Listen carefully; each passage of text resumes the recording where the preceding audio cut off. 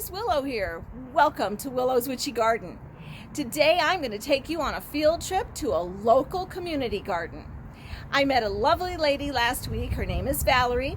I was giving away some tomato starts and she came to get some for her community garden.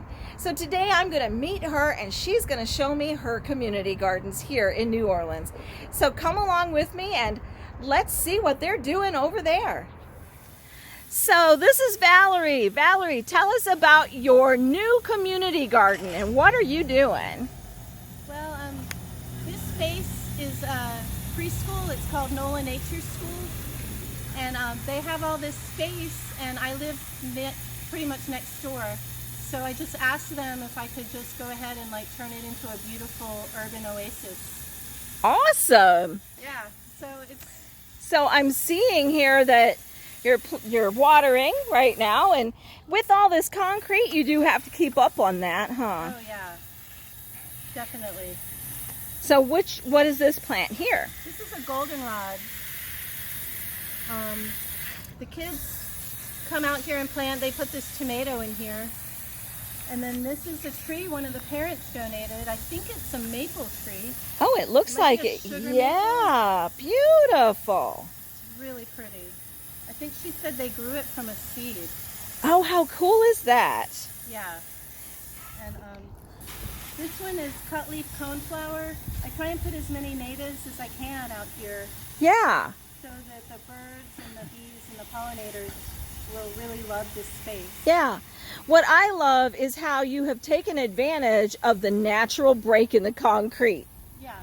And now you're using it and you're planting in it, and that's great. I see your tomato already has one on the vine. That's right. That's awesome. And what kind of tomato is this? I have no idea. It was donated by the parents. Okay. Here's some, I think these are butterfly bush.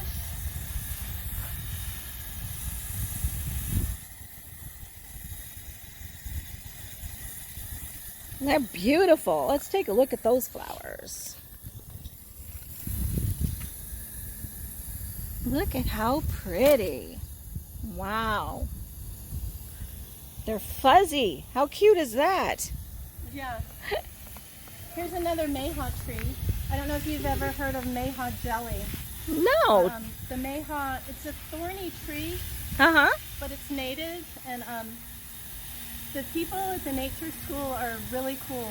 There's all kinds of 3- and 4-year-olds running around, but they don't mind if there's thorns. Oh, wow. They feel like the kids will learn to avoid the thorns Yeah. on their own, and you don't really have to protect a kid from like a cactus or a prickly tree.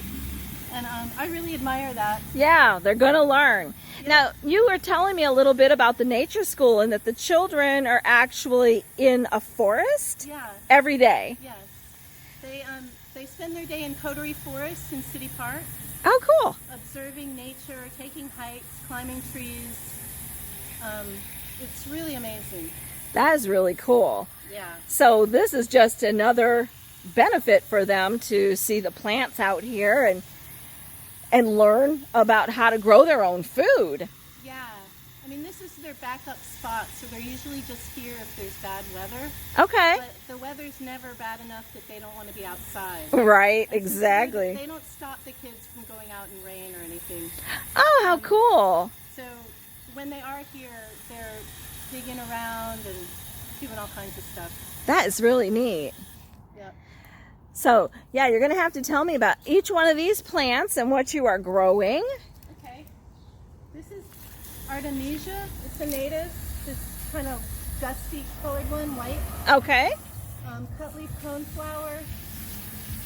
Gets really super tall. And Oh. It makes like a spray of what looks like daisies. Oh, cool. Yeah, and this is a button bush. This is like a really beautiful native.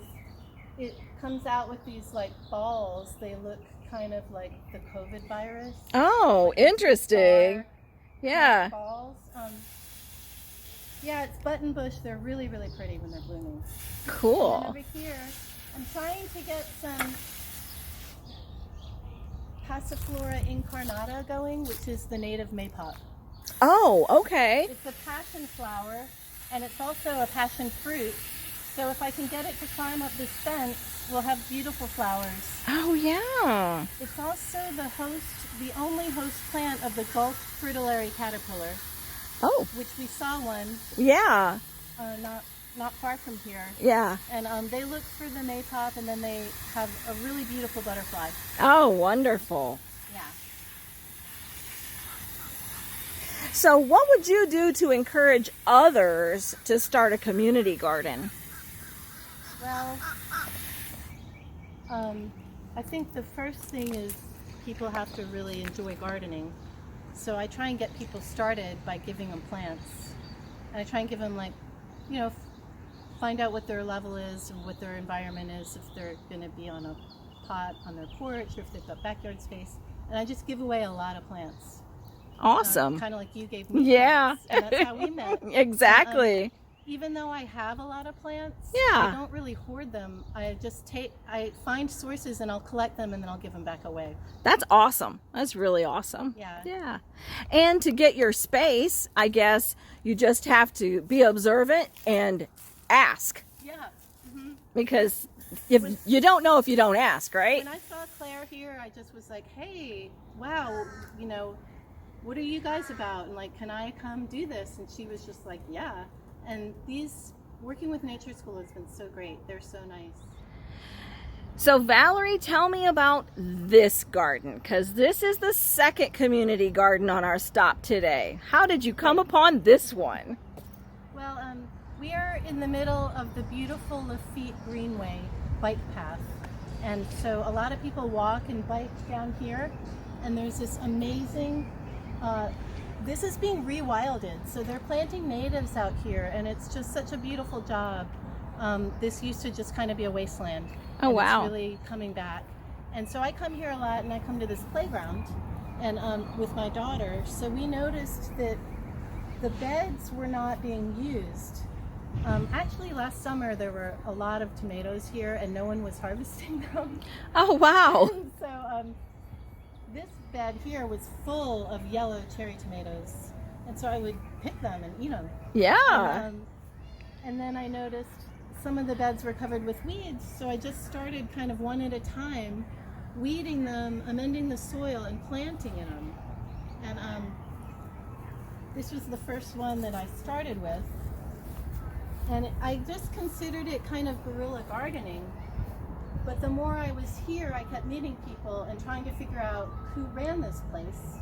And then I met someone from the Lafitte Greenway nonprofit, and they told me that there was a board member that was taking care of that bed over there. Okay. So I emailed that board member and said, I'm kind of gardening there, is that okay? And she's like, yes, have at it. We love what you're doing. And I was like, okay, do you want to like maybe have a meeting and talk about like how to get more people involved? And I haven't really been able to get that to happen yet. I think I can still keep trying, but finding the right people that really want to get involved in this garden is kind of still a mystery. Yeah. But now I know somebody who works here and also works for the Greenway, and he's going to start gardening here. And I'm going to get him to help me and then take over. And hopefully each bed I can find someone that is interested and that can maybe take over the bed and adopt it. That's awesome. Very good. Yeah. But I love the fact that you told me also that you've gone around to neighbors and gotten rid of their weeds and put beautiful gardens in front of their homes to beautify the neighborhood. It's a great way to do it. So I'm posting some of the photos here on the video because I just found that what a wonderful, beautiful thing to do in the neighborhood. But I'm hoping that, others are encouraged by what you are doing so that, we can get more people to grow in the urban environments. There's no reason why we can't grow our own food. Yes, and there's so many families that come and hang out here, and people take their kids here, and they could be just pulling a few weeds and harvesting some of their dinner while they're at it. So this is some of the things that Valerie has accomplished in her neighborhood and in her front yard. She has helped her neighbors by planting beautiful plants in place of their weeds. Her partner, Philip, has helped put this beautiful arched trellis of tea roses up in front of her beautiful home. And you can just see all the beauty and all the details that she puts into everything that she does. This is an act of love and a wonderful act of good community service. Well, I hope you enjoyed our little field trip today, meeting Valerie and seeing what she's doing to try to better her community. Her little start of her community garden, I'm sure one day will be green and lush and just filled with plants. So I'm going to help her the best I can, and I hope that it encourages you to just get started. Whether it is a little guerrilla gardening and helping your neighbor by planting some flowers in front of their home. Maybe they're older and they can't get out there and they're just a lot of weeds and things like that in front of their house. And that's what Valerie did. She went out there, she made sure that her neighbors had some beautiful things to look at. And that was just a start. So then she's also got her little community garden right around the corner from her home. She's got a beautiful archway of roses at her house as well. And she showed me the Lafitte Greenway. And that is going to be amazing, especially if we can encourage others to get out there and start taking care of those beds. So I hope this gave you some ideas. What do you think about your community? Do you have a community garden? Could you start one for yourself and get others interested in it? I wished I could find a spot near my home that maybe I could help others get encouraged to start gardening too. If you enjoyed the video, please give it a thumbs up. And don't forget, leave me comments. I want to hear about your ideas, suggestions, any kind of help, maybe with grants or anything like that that might be available to any community gardener. Also, don't forget, if you like these videos, subscribe. Don't forget to hit the bell so that you're reminded every single time I upload a new video. And that way you won't miss anything. Don't forget, follow me on Facebook, on Instagram too. I'm in both places, so now you can kind of follow me every day because I post every day on both Instagram and on Facebook. And until next time, stay healthy and be blessed.